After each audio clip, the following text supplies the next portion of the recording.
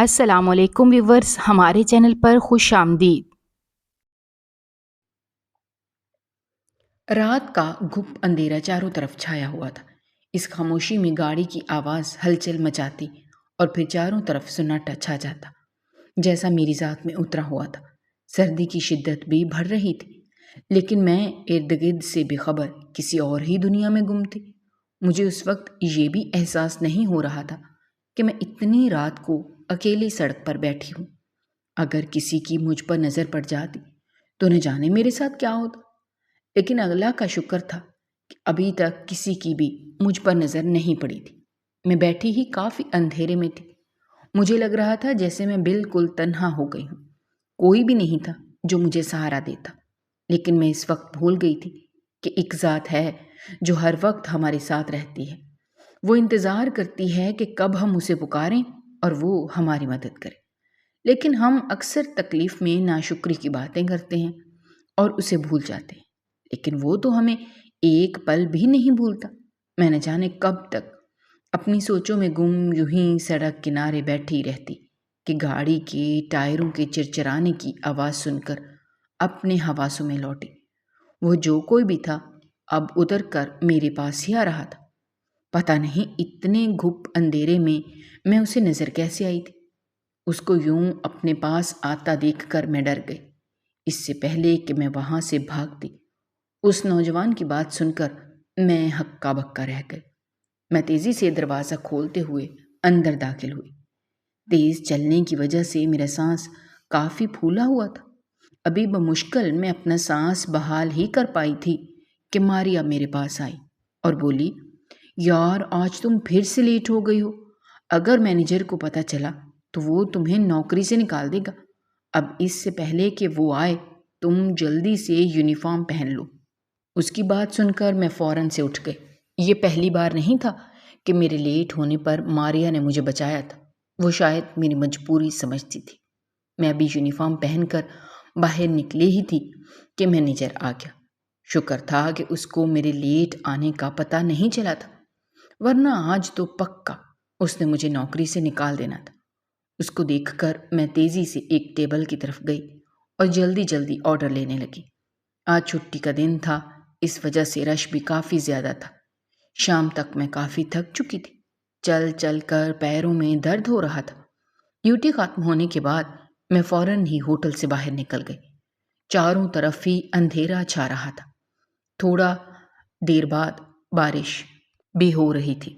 موسم بہت سرد تھا۔ میرا کوٹ موسم کے لحاظ سے بہت پتلا تھا۔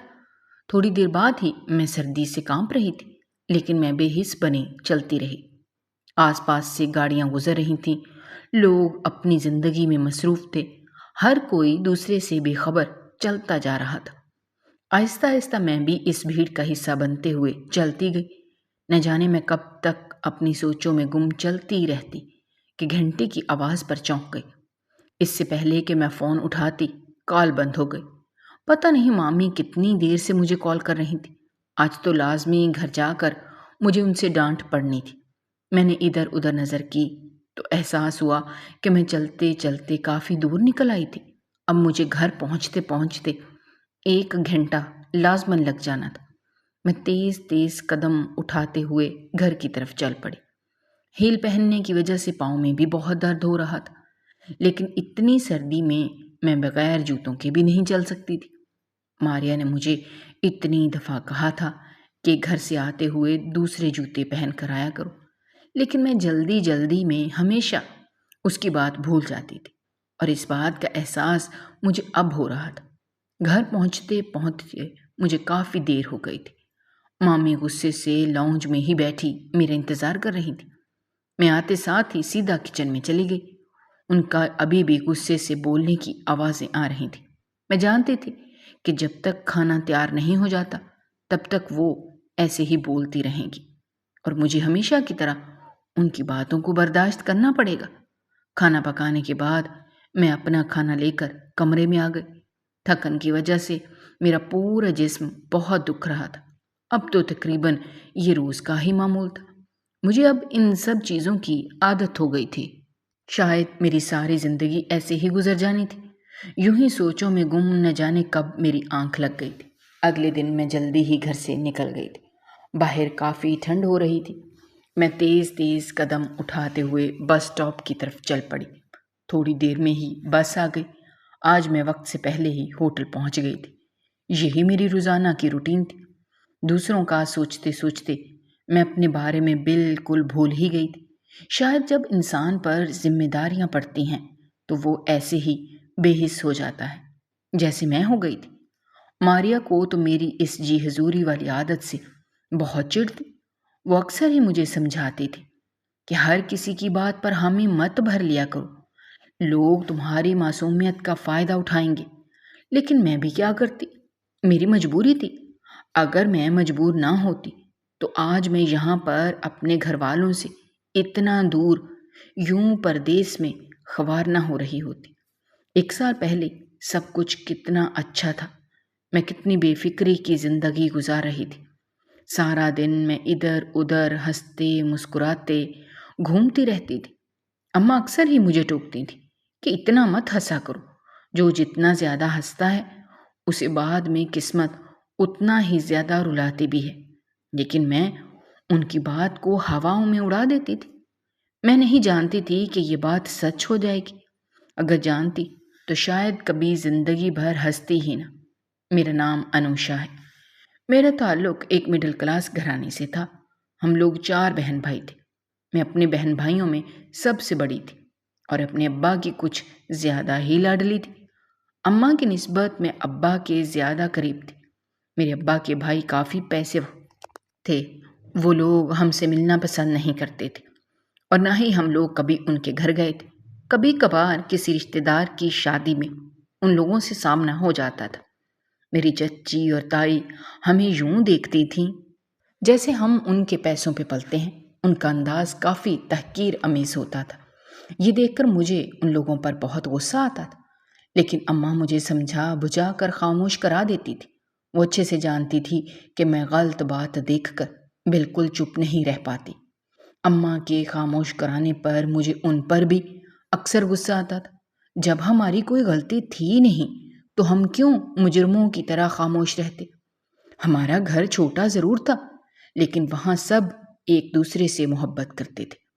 ابا کو شروع سے ہی مجھے ڈاکٹر بنانے کا بہت شوق تھا اور میں تو ہمیشہ سے ہی ابا کی ہر بات ماننا اپنا فرض سمجھتی تھی۔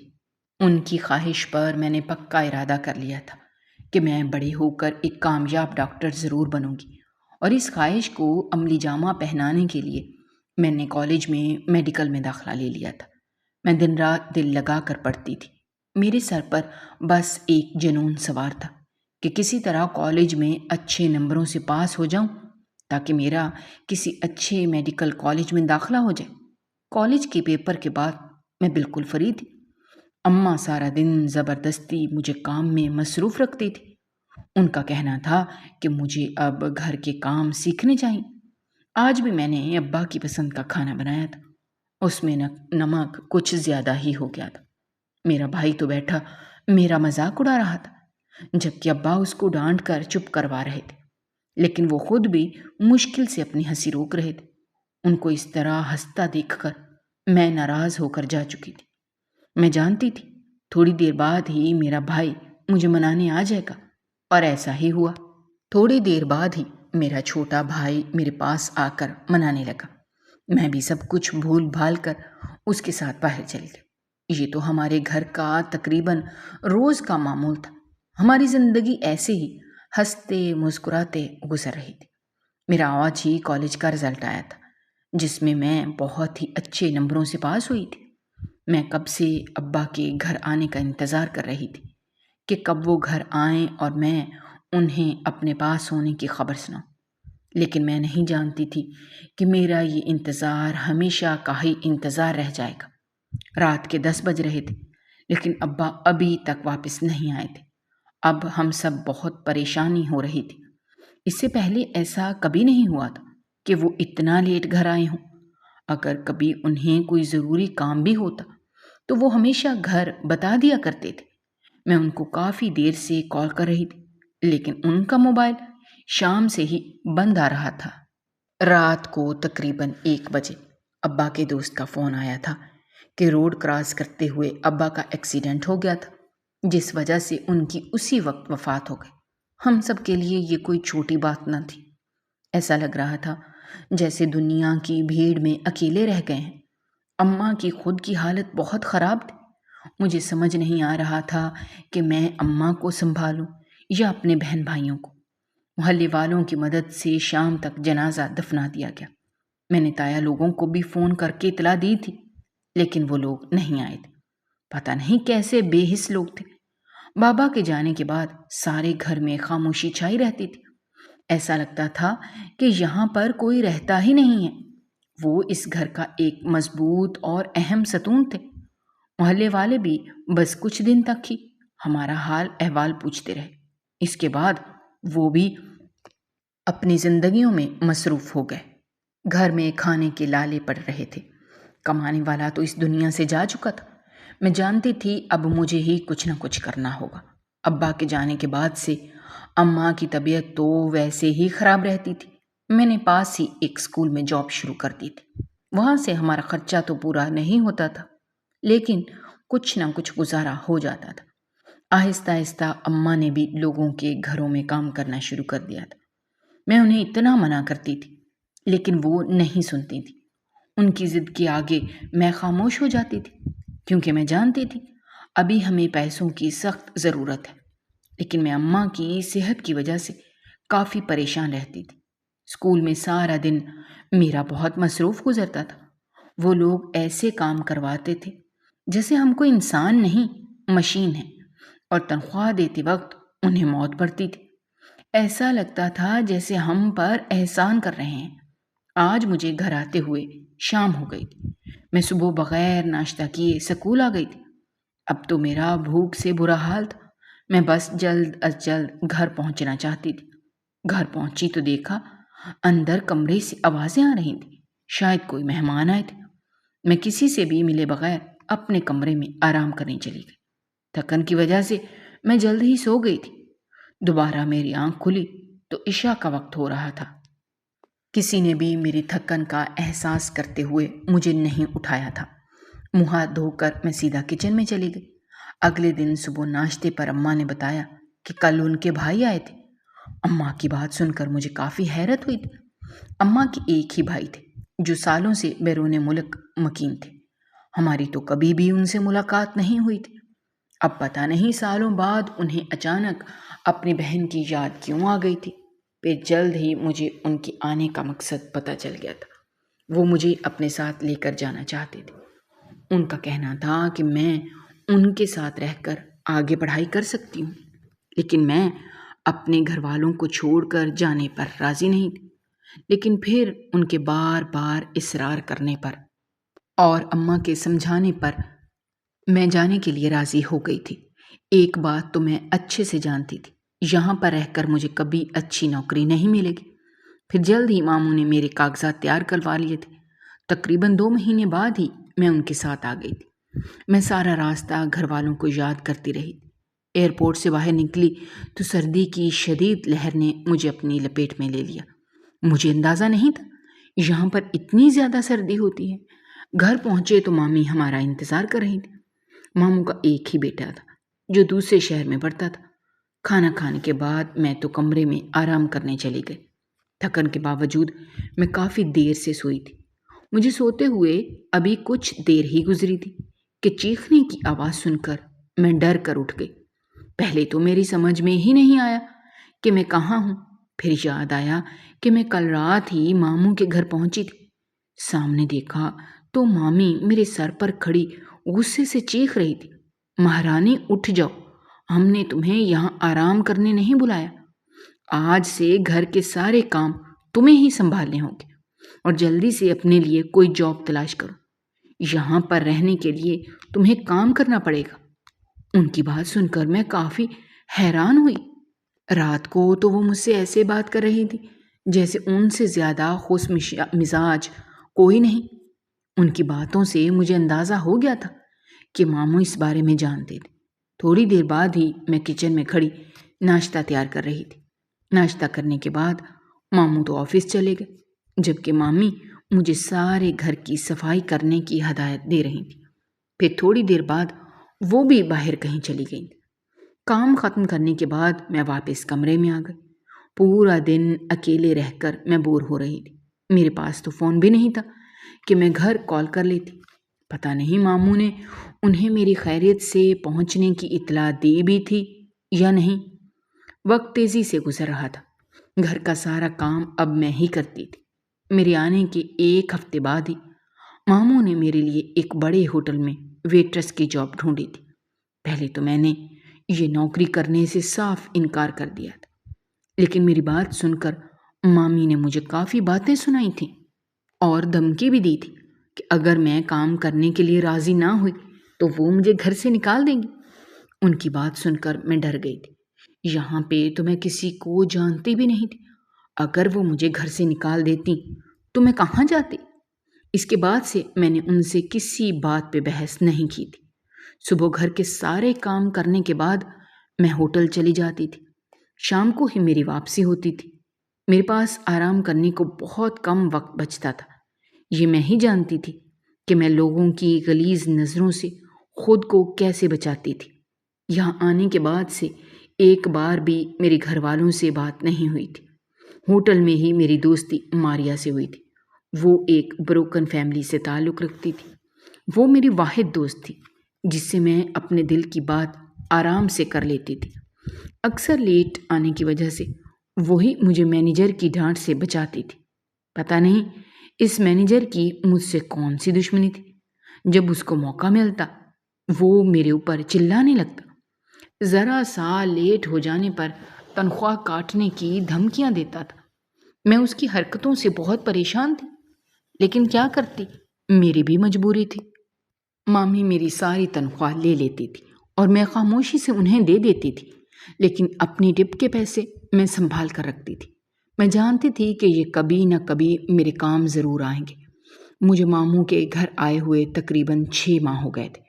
مامی کا رویہ میرے ساتھ ابھی بھی ویسا ہی تھا، جبکہ ماموں تو مجھ سے بات کرنا بھی پسند نہیں کرتے تھے۔ آج میری پہلی بار ان کے بیٹے سے ملاقات ہوئی تھی۔ وہ انہی لوگوں کی طرح مغرور تھا۔ اکثر میرا دل چاہتا تھا کہ میں سب کچھ چھوڑ چھاڑ کر واپس چلی جاؤں۔ پچھلے مہینے ہی میں نے پیسے جمع کر کے اپنے لیے ایک چھوٹا سا موبائل لے لیا تھا۔ تب سے میں روزانہ ہی اماں سے فون پر بات کرتی تھی۔ ان کی آواز سے مجھے محسوس ہو گیا تھا کہ وہ کافی بیمار ہیں، لیکن میری بات سن کر وہ ہمیشہ ٹال دیتی تھی۔ میں نے انہیں ماموں لوگوں کے رویے کے بارے میں بالکل نہیں بتایا تھا۔ ماریا تو اکثر مجھے کہتی تھی کہ میں اس کے ساتھ ہی رہ لوں، لیکن میں جانتی تھی کہ مامی نے فوراً ہی اماں کو فون کر کے واویلا کھڑا کر دینا ہے۔ میں نہیں چاہتی تھی کہ میری وجہ سے اماں پریشان ہوں، اس لیے میں نے ان کی ہر بات خاموشی سے برداشت کر لی تھی۔ آج ہوٹل میں رش کافی کم تھا۔ میں ماریا کے ساتھ کھڑی باتیں کر رہی تھی کہ اچانک ہی دروازہ کھول کر ایک شخص اندر داخل ہوا۔ اس کے ساتھ ایک خوبصورت لڑکی بھی تھی۔ وہ آدمی دیکھنے میں ہی کافی امیر لگ رہا تھا۔ اس سے پہلے کہ میں اس کی ٹیبل پر جا کر آرڈر لیتی کہ مینیجر نے مجھے منع کر دیا اور خود آرڈر لینے لگا۔ مجھے تو اس کو دیکھ کر کافی حیرت ہوئی۔ وہ کسی بھی کام کو ہاتھ لگانا اپنی شان کے خلاف سمجھتا تھا۔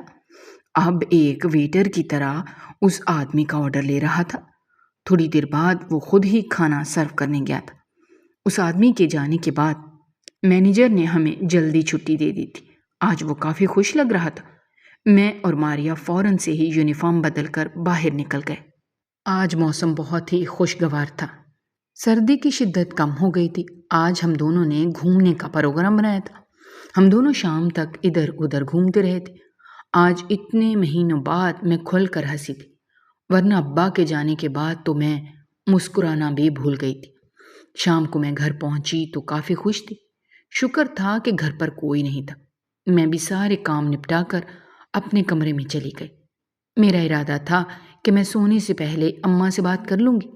میں کافی دیر سے اماں کو فون کر رہی تھی، لیکن وہ اٹھا نہیں رہی تھی۔ مجھے کافی پریشانی ہو گئی تھی، لیکن میں نے یہ سوچ کر خود کو مطمئن کر لیا کہ شاید وہ کہیں مصروف ہوں۔ تھوڑی دیر بعد ہی میں سو گئی تھی۔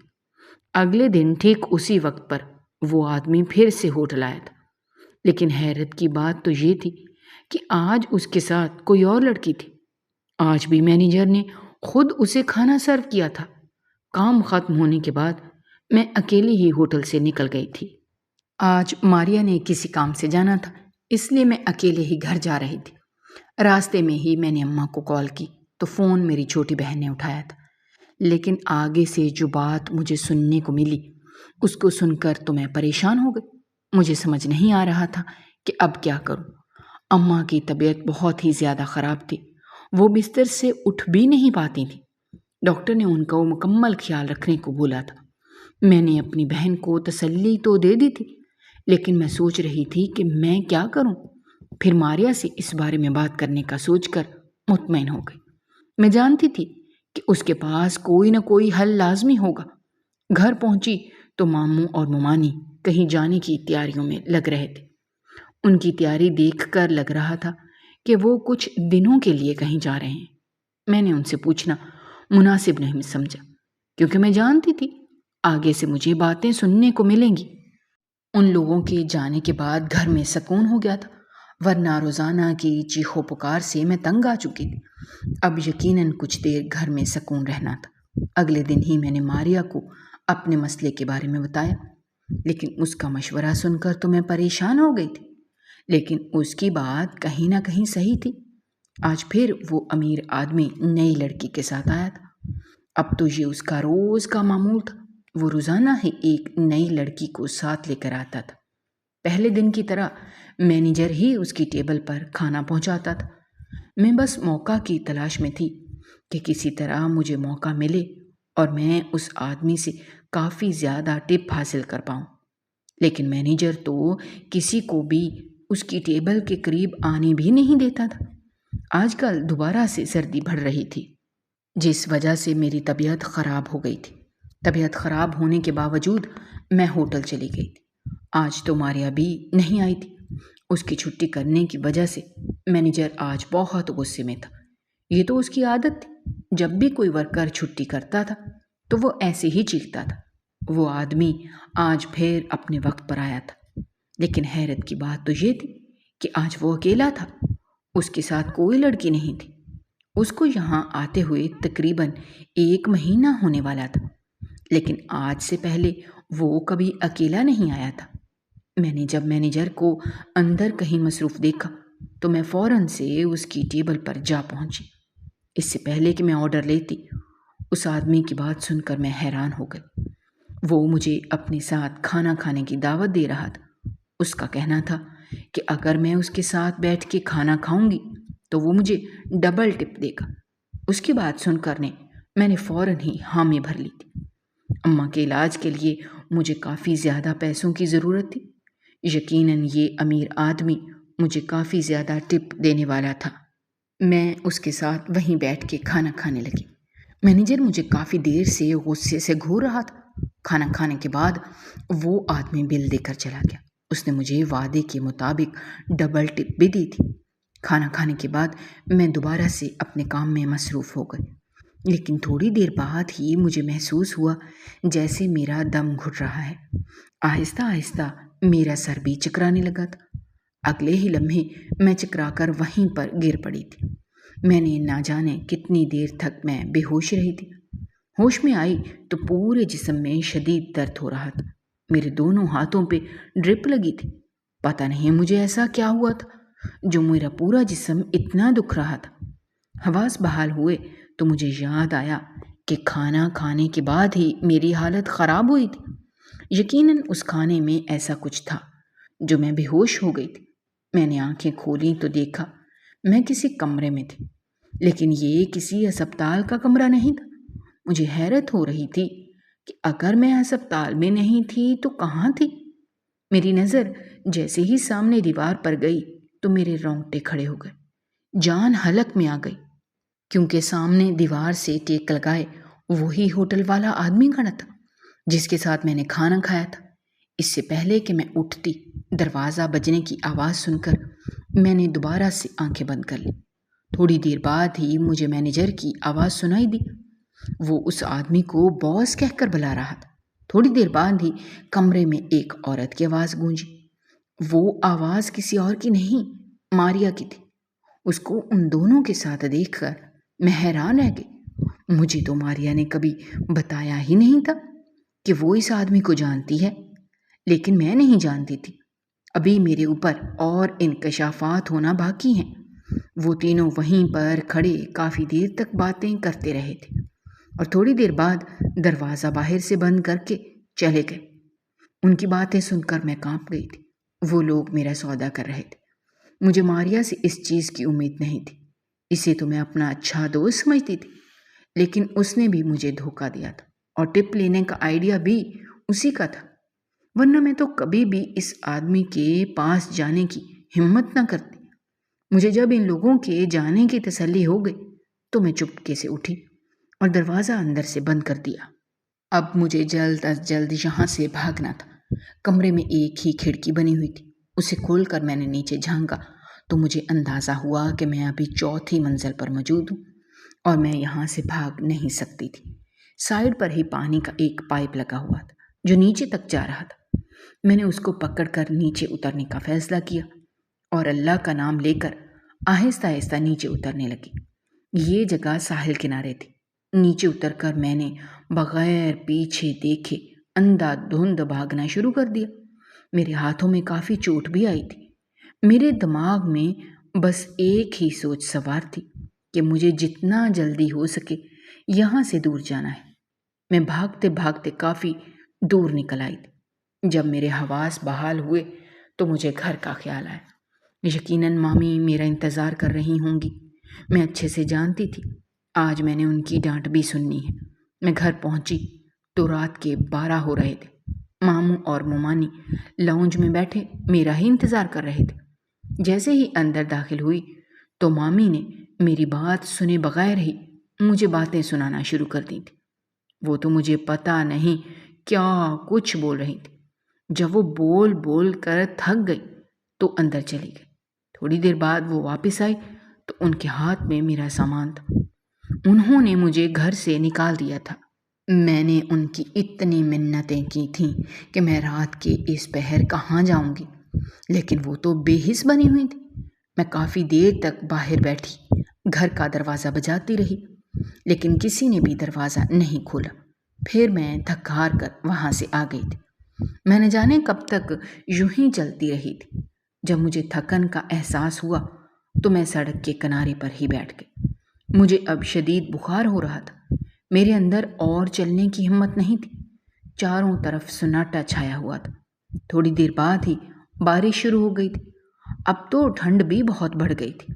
مجھے سمجھ نہیں آ رہا تھا کہ میں کہاں جاؤں۔ یہاں تو میں کسی کو جانتی بھی نہیں تھی۔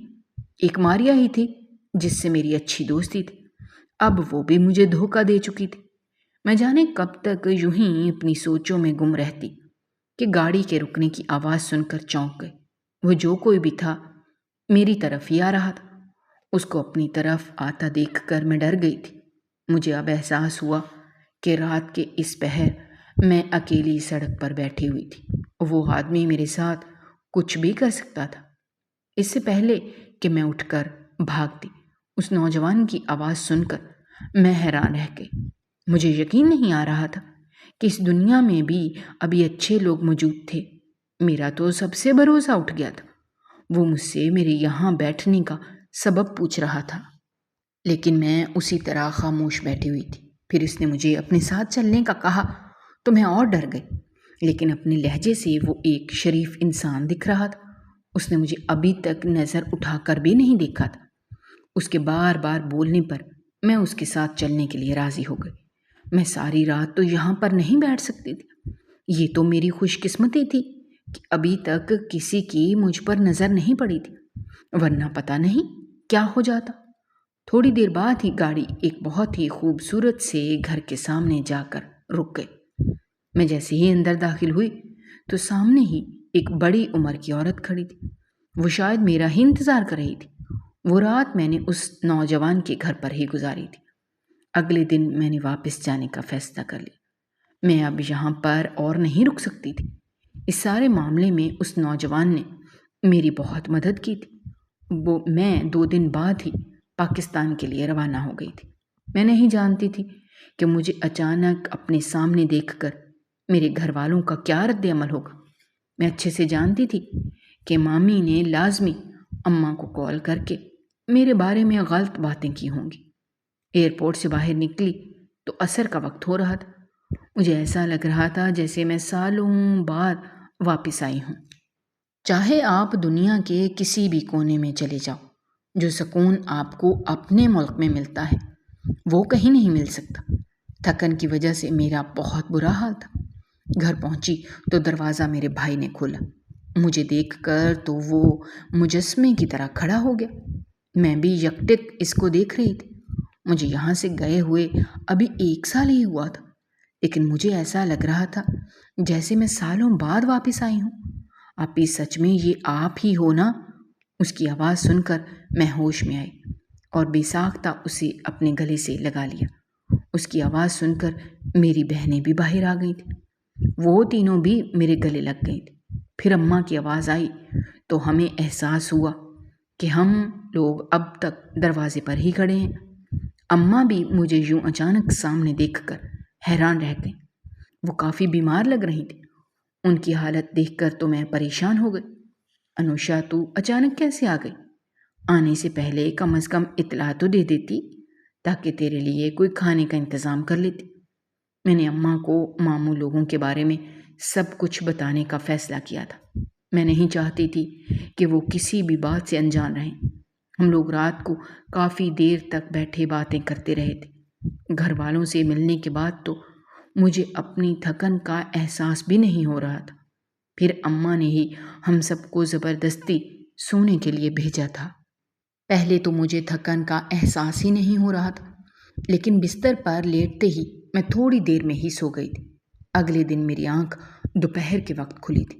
کمرے سے باہر آئی تو چاروں طرف خاموشی چھائی ہوئی تھی۔ شاید اماں کے علاوہ گھر پر کوئی نہیں تھا۔ وہ بھی چارپائی پر لیٹی ہوئی تھی۔ کمزوری کی وجہ سے زیادہ دیر تک وہ بیٹھ نہیں پاتی تھی۔ میں نے سوچ لیا تھا کہ سب سے پہلے میں اماں کا علاج کرواؤں گی۔ اب تو مجھے ساتھ میں اپنی نوکری بھی تلاش کرنی تھی۔ اگلے دن ہی میں اماں کے منع کرنے کے باوجود انہیں ڈاکٹر کے پاس لے کر گئی تھی۔ ڈاکٹر نے زیادہ سے زیادہ آرام کرنے کو کہا تھا۔ اب میں انہیں کسی بھی کام کو ہاتھ بھی نہیں لگانے دیتی تھی۔ گھر کا سارا کام میں نے خود ہی سنبھالا ہوا تھا۔ ساتھ ساتھ میں نوکری بھی تلاش کر رہی تھی۔ مجھ سے چھوٹی دونوں بہنیں آج کل کالج کے بعد فارغ تھیں۔ وہ دونوں شام کو بچوں کو ٹیوشن بھی پڑھاتی تھیں۔ ساتھ میں اکثر علی بھی ان کی مدد کر دیتا تھا۔ وہ خود بھی ابھی میٹرک میں تھا۔ وہ تینوں چھوٹی سی عمر میں ہی کافی سمجھدار ہو گئے تھے۔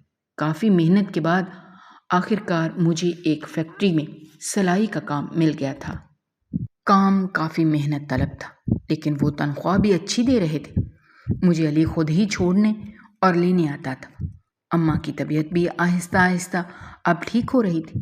میں نے چھٹیوں کے دوران ہی ایمن اور لائبہ کا داخلہ ایک انسٹیٹیوٹ میں کروا دیا تھا۔ میں چاہتی تھی وہ کسی نہ کسی ہنر میں ماہر ہو جائیں۔ میں یہ بات اچھے سے جانتی تھی کہ آج کل ڈگری سے زیادہ ہنر کی اہمیت ہے۔ مجھے فیکٹری میں کام کرتے ہوئے تقریباً 1 سال ہو گیا تھا۔ اس دوران میں بہت ہی اچھے سے سلائی کرنا سیکھ گئی تھی۔ ایمن اور لائبہ کا داخلہ بھی یونیورسٹی میں ہو گیا تھا، جبکہ علی اب کالج جاتا تھا۔ میں نے آہستہ آہستہ اور لوگوں کے کپڑے بھی سینے شروع کر دیے تھے۔ جب کام زیادہ بڑھنا شروع ہو گیا تو میں نے فیکٹری چھوڑنے کا فیصلہ کیا۔ اس دوران ہمارے گھر کے حالات بھی تھوڑے بہتر ہونا شروع ہو گئے تھے۔ آج میرا فیکٹری میں آخری دن تھا۔ واپسی پر میں علی کے ساتھ بازار چلی گئی تھی۔ گھر کے سامان کے ساتھ ساتھ مجھے سلائی کا سامان بھی خریدنا تھا۔ واپس آتے آتے ہم دونوں کو کافی دیر ہو گئی تھی۔ گھر پہنچے تو مغرب کی اذان ہو رہی تھی۔ نماز پڑھ کر میں تو سونے کے لیے چلی گئی تھی۔ پورے دن کی تھکن کی وجہ سے جلد ہی میری آنکھ لگ گئی تھی۔ رات کو اماں نے مجھے کھانے کے لیے زبردستی اٹھایا تھا۔ کھانا کھانے کے بعد میں دوبارہ سو گئی تھی۔ صبح بھی میں دن چڑھے تک سوتی رہی تھی۔ شاید میں آج اپنی ساری تھکن اتارنا چاہتی تھی۔ آج چھٹی کا دن تھا تو سبھی گھر پر تھے۔ میں اٹھ کر باہر آئی تو 12 بج رہے تھے۔ کسی نے بھی مجھے نہیں اٹھایا تھا۔ اتنے عرصے بعد مجھے اتنی پرسکون نیند آئی تھی۔ سبھی اماں کے ساتھ بیٹھے باتیں کر رہے تھے۔ ابا کے جانے کے بعد اب ہم لوگ اپنا زیادہ وقت اماں کے ساتھ ہی گزارتے تھے۔ ہم جانتے تھے کہ ابا کے بعد وہ کافی اکیلی پڑ گئی ہیں۔ لائبہ اور ایمن کپڑے پھیلا کر بیٹھی ہوئی تھی۔ اگلے ہفتے ان کی یونیورسٹی میں کوئی فنکشن تھا جس پہ جانے کی وہ دونوں ابھی سے ہی تیاریاں کر رہی تھیں، اور میں اچھے سے جانتی تھی ان دونوں کے ساتھ ساتھ ان کی دوستوں کے کپڑے بھی مجھے ہی سینے پڑیں گے۔ ان کی دوستیں مجھے اچھا خاصا معاوضہ دیتی تھیں۔ تھوڑی دیر بعد ہی لائبہ اماں کے کہنے پر میرے لیے ناشتہ لے آئی تھی۔ ناشتہ کرنے کے بعد میں نے ان دونوں کے کپڑے لے کر بیٹھ گئی۔ یہ پورا ہفتہ میرا ان دونوں اور ان کی دوستوں کے کپڑے سیتے ہوئے گزرا تھا۔ آج میں تھوڑا فارغ تھی۔ گھر میں اماں اور میں ہی تھی۔ میں اماں کی گود میں سر رکھے بیٹھی ہوئی تھی۔ وہیں پہ بیٹھے بیٹھے میری آنکھ لگ گئی۔ شاید ماں کے پاس انسان کو سکون ہی ایسا ملتا ہے کہ انسان اپنی ہر فکر بھول کر پرسکون ہو جاتا ہے۔ میری آنکھ کھلی تو دوپہر کا وقت ہو رہا تھا۔ اماں کچن میں کھانے کی تیاری کر رہی تھی۔ تھوڑی دیر بعد ہی باقی گھر والوں نے بھی آ جانا تھا۔ میں نماز پڑھ کر فارغ ہوئی تو علی اور مہم آ گئے۔ علی اس کو خود اسکول چھوڑتا تھا اور واپسی پر خود ہی لے کر آتا تھا۔ چھوٹا ہونے کی وجہ سے وہ ہم سب کی لاڈلی بھی تھی۔ ایمن اور لائبہ نے آج لیٹ آنا تھا۔ شام کا وقت ہو رہا تھا۔ میں کچن میں کھانے کی تیاری کر رہی تھی۔ گھنٹی بجنے کی آواز آئی تو میں حیران ہو گئی کہ اس وقت کون ہو سکتا ہے۔ ہمارے گھر تو کوئی بھی نہیں آتا تھا۔ علی نے جا کر دروازہ کھولا تو سامنے ہی ماموں اور مامی کھڑے تھے۔ ان لوگوں کو اپنے گھر دیکھ کر مجھے بہت غصہ آیا۔ پتہ نہیں کیسے لوگ تھے جو میرے ساتھ اتنا برا سلوک کرنے کے بعد بھی ڈٹائی سے دوبارہ آ گئے تھے۔ مامی تو آتے ساتھ ہی شروع ہو گئی تھی۔ مجھے نہیں پتا تھا کہ انوشا اس طرح کسی کے ساتھ بھاگ جائے گی۔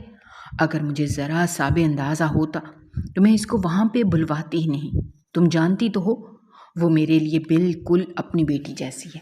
پتہ نہیں ابھی کس حال میں ہوگی۔ ان کی نظر ابھی تک مجھ پر نہیں پڑی تھی۔ وہ دوبارہ سے میرے خلاف زہر اگلنا شروع ہو گئی تھی۔ جب مجھ سے ان کی باتیں برداشت نہ ہوئیں تو میں اندر چلی گئی۔ مجھے اچانک سامنے دیکھ کر ان کی حالت ایسی تھی جیسے کسی بھوت کو دیکھ لیا ہو۔ ان کو یقین نہیں تھا کہ میں وہاں سے صحیح سلامت واپس آ جاؤں گی۔ میں تو ان کو غصے سے دیکھتی ہوئی اپنے کمرے میں چلی گئی تھی۔ اماں نے ہی ان لوگوں کو گھر سے نکالا تھا۔ اس واقعے کو 1 ہفتہ ہو گیا تھا۔ اس کے بعد سے کسی نے بھی گھر میں ان کا ذکر نہیں کیا تھا۔ میں نے اپنا کام شروع کر دیا تھا۔ میں اچھے سے جانتی تھی یہ کام بہت مشکل ہے، لیکن انسان کو ہمیشہ مشکلات کا سامنا کرنا پڑتا ہے۔ آج میں نے کسی چیز کی تلاش میں الماری کھولی تو میری نظر اس بیگ پر پڑی جو میں اپنے ساتھ لے کر گئی تھی۔ واپس آنے کے بعد میں نے اسے 1 دفعہ بھی کھول کر نہیں دیکھا تھا۔ میں نے اس کو اٹھایا اور اس کے اندر کچھ تھا۔ جیسے ہی میں نے کھول کر دیکھا تو اندر ایک پیکٹ پڑا ہوا تھا۔ اس کو دیکھ کر مجھے یاد آیا کہ اس نوجوان کے گھر سے نکلنے سے پہلے یہ پیکٹ مجھے اس بوڑھی عورت نے دیا تھا جو میں نے اس وقت اپنے بیگ میں ڈال لیا تھا۔ واپس آنے کے بعد اپنے کاموں میں مصروف ہو کر میں تو اسے بالکل ہی بھول چکی تھی۔ میں نے اس تحفے کو کھول کر دیکھا تو اندر ایک بہت ہی خوبصورت شال تھی۔ وہ ایک نظر دیکھتے ہی مجھے بہت پسند آئی تھی۔ میں آج بھی ان دونوں کو بہت شکر گزار تھی جنہوں نے اس مشکل وقت میں میری مدد کی تھی۔ آج کل تو لوگ دوسروں کی مدد بھی اپنا فائدہ دیکھ کر کرتے ہیں۔ شاید میں ساری زندگی ان دونوں کو نہیں بھول سکتی تھی۔ اس مشکل وقت میں وہ نوجوان میرے لیے فرشتہ بن کر آیا تھا۔ میں جانتی تھی کہ میری آگے کی زندگی آسان نہیں ہوگی، لیکن اب میں مشکلوں سے لڑنا سیکھ گئی تھی۔ اگر آپ کو ہماری کہانیاں پسند آ رہی ہیں تو ہمارے چینل کو سبسکرائب کیجیے، ویڈیوز پر کمنٹ کیجیے اور شیئر کیجیے۔ شکریہ۔